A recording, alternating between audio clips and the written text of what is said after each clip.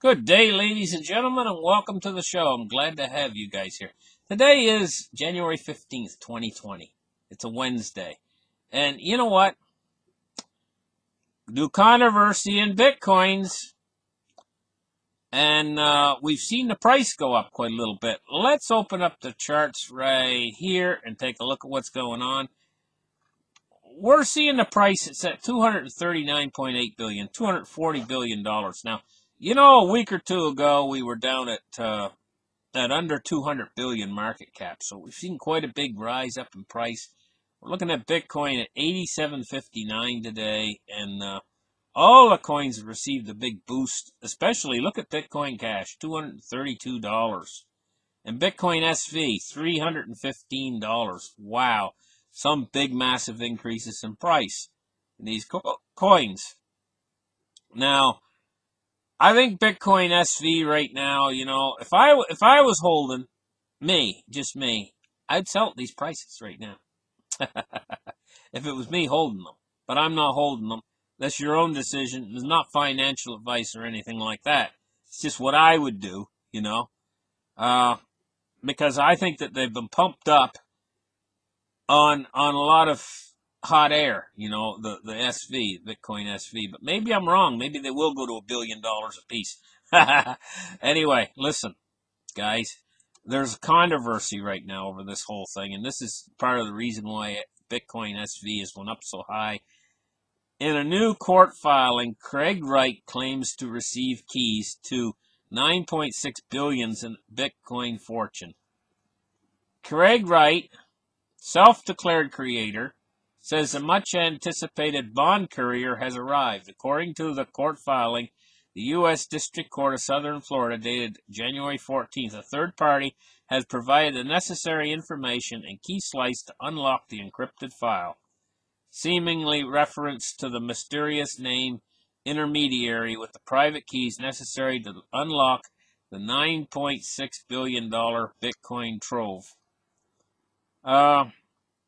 It says in another filing Tuesday night, attorney for Kleinman, the brother of Wright's now deceased business partner David Kleinman, wrote that Wright only provided a list of 16,404 addresses, but no information about the courier.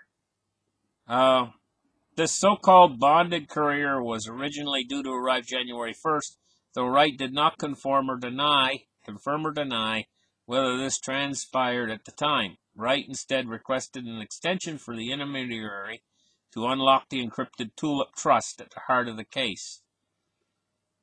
So will he be able to get these coins or won't he?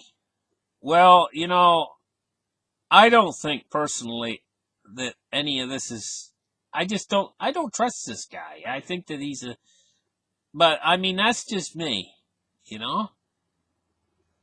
And that's just my opinion.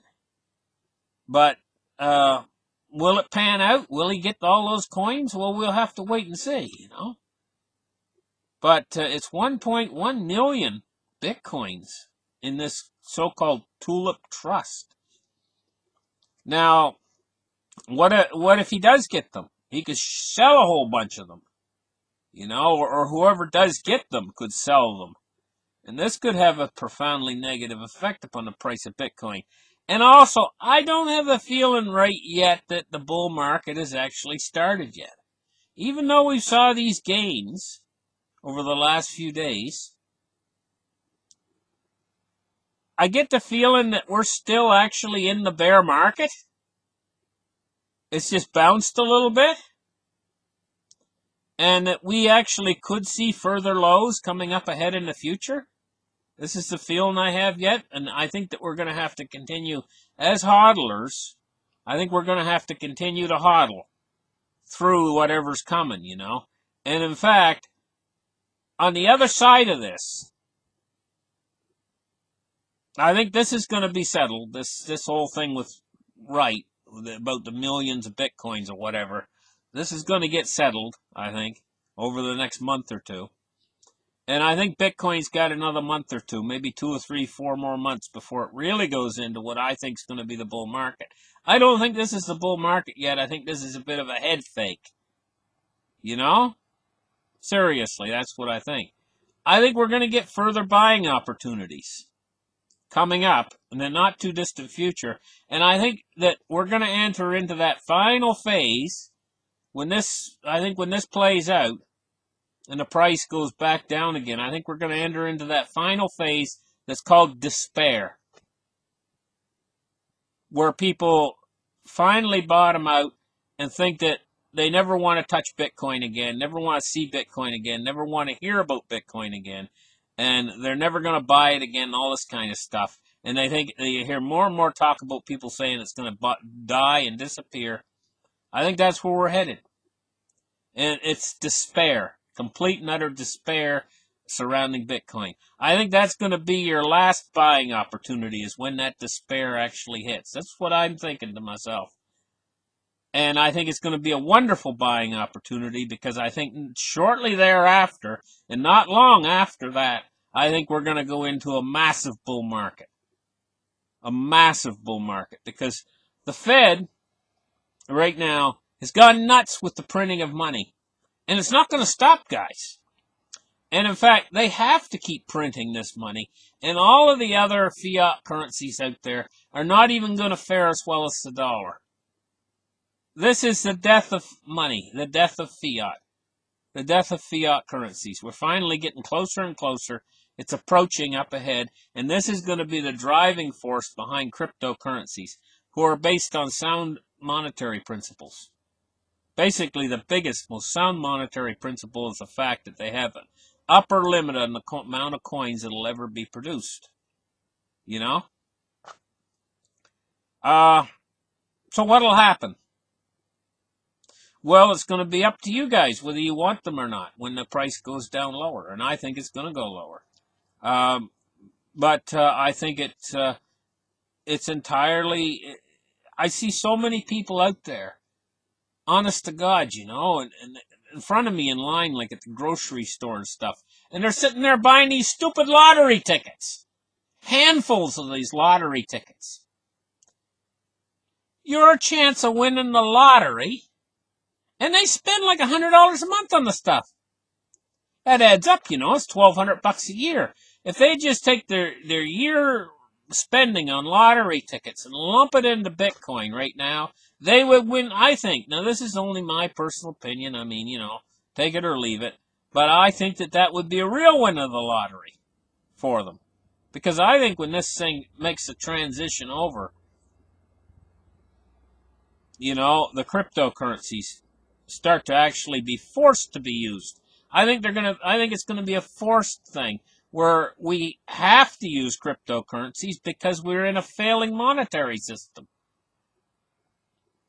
And the only other thing we could use would be gold.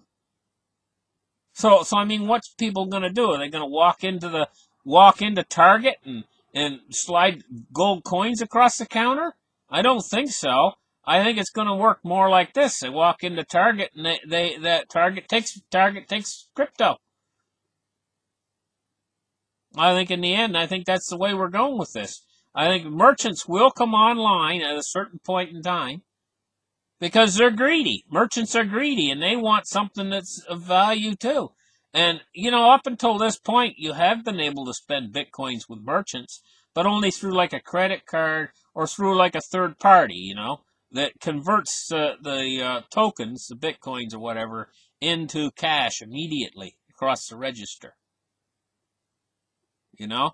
But I think that we're going to move toward a time when cash is, or dollars or yen or whatever you got, Deutschmarks or whatever, euros or you know, British pounds, it doesn't matter what you have, that merchants, its value is going to be going down so rapidly that merchants maybe will still take it, but they're also probably going to be willing to accept cryptocurrencies and not through a third party. Because the store investors, the people that own the stores and stuff, are going to say to themselves, when they see cryptocurrency going up daily and they see the fiat losing value daily, these guys aren't stupid. They didn't get to own these chains of stores from being stupid men. They're going to say to themselves, hey, you know what? We can start selling our merchandise for Bitcoin, which is going up daily, and we won't bother converting them to dollars. When that day comes, that's when we're going to be also seeing the institutional money pour into the space. And I think that day is coming in the future. But we got to go through this period where the dollar and all of the other fiat currencies continue to lose value until the people out there finally start to lose confidence in them, because they don't want to save in them anymore, because they're losing value so quickly. So people start spending the money as soon as they get it. And they don't want to use that money for savings anymore. They want something else for savings. But what is there? If you can't have your savings in fiat, in other words, in dollars, what else is there? Well, there's gold, silver, and crypto. And this has led to a direct war now between gold, silver, and crypto. Who's going to win this war? Or are they both going to win the war? In other words, they're both in a war against fiat. I think that the way I think it's going to play out is I think they're both going to win the war. Gold, silver, and crypto, both is all going to win the war against fiat in the end. Because they are printing these fiat currencies into oblivion. At this point, it's nothing more, nothing less than a race to the bottom. Thank you guys for listening. Like and subscribe. Give me a thumbs up. And we'll catch you guys in the next video. Bye-bye.